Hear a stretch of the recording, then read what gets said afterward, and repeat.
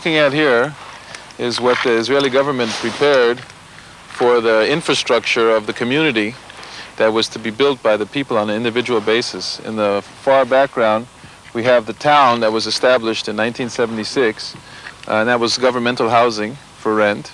And the idea was to prepare a pre-planned community, which included built-in electrical lines, sewage, water, the roads, lighting, and everything. And then the people were supposed to come and, according to some agreed plan, build their own private homes, which overlook the very tip of the Sinai off to the right here, the beautiful bay just below us, the beautiful beaches. And this was going to be the future of Sharm el-Sheikh right over here.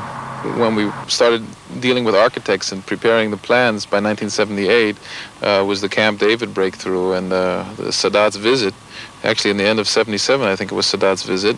So everybody was holding back and waiting to see what would happen. And then when it became evident that the area was going to go back, there was a complete freeze.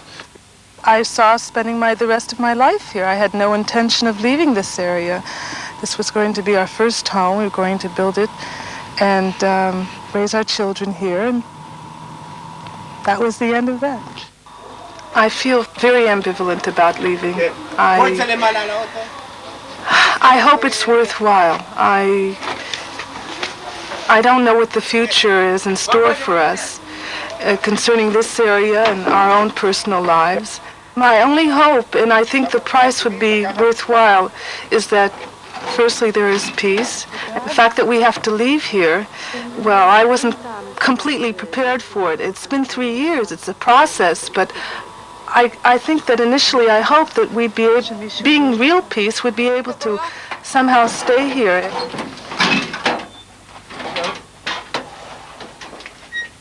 We came to this area as visitors at first and guests.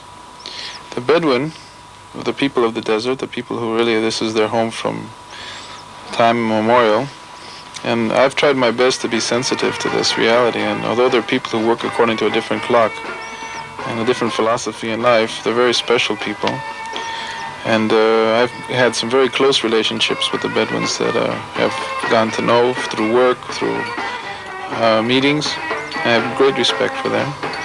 And I think it's very important that the Bedouin are taken into consideration during this whole process, because they're going to be affected no less than the people that have to leave, and maybe even more so.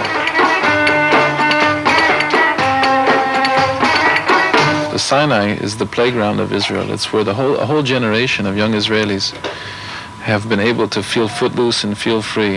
And the Sinai was like a place where young Israelis would go and just come down, not only young Israelis, families too, older people, just to get away from that pressure.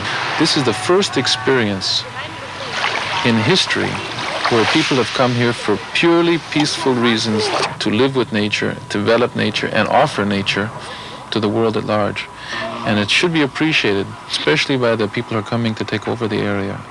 We have the most beautiful coral reefs in the world, an untouched area where all the elements involved, water clarity, proximity, all come together and create an unbelievable experience for the snorkeler, for the diver.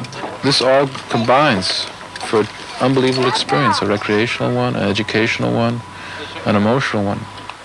Okay, come and see my world.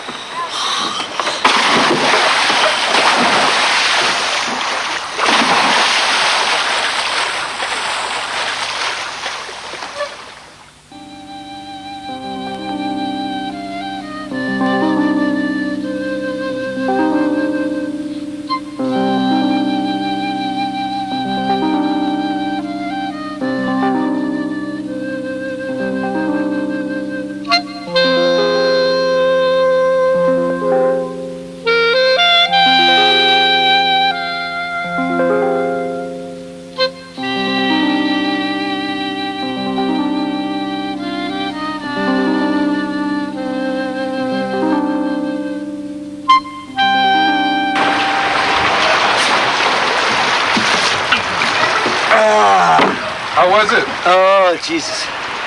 Man, there's nothing like that. I see myself as a victim of the peace process, I think perhaps even more so than anybody else, and simply because what I do with my livelihood and what my life is is completely 100% connected to this region.